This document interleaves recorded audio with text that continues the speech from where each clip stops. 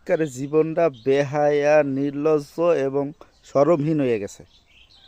কারণ কি, নিজেরে কতবার তবা করছি যে বাংলাদেশের খেলা আর দেহুম না দেহুম না দেহুম না।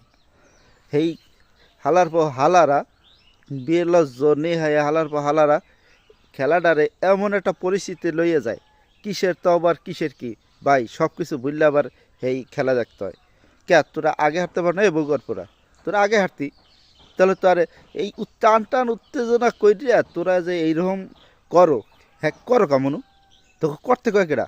হালার পর হালারা বারবার ভুল করবা আর কও প্লিজ আমাকে ক্ষমা করে দাও, আমাকে ক্ষমা করে দাও।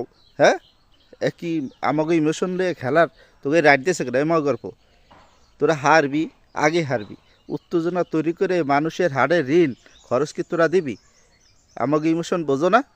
হালার বা হালা, কালকে রিশাদ হোসেনের নামাইলে তোর কোন বাপের পেটে বারাবাতে ছাই পড়তে হালার ফলায়?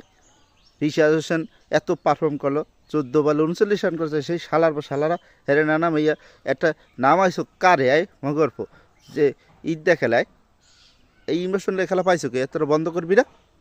তোকে এই গালি তোকে যে কী করা দরকার, তবা ভাঙতে হয় তোকে খেলার ইলেগা মোগর পর তোকে কইতেছি। আর যদি এই উত্তেজনাকর ম্যাচে হারো তাহলে মোরে বাইন্দা কেউ রাখতে পারবে না।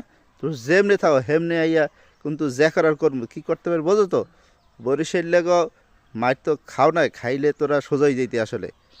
আজকের পর থেকে তোরা যদি উত্তেজনাকর মুহূর্তে শালা টাইমিং না বাড়িতে পারো তাহলে তোকে খবরই আছে।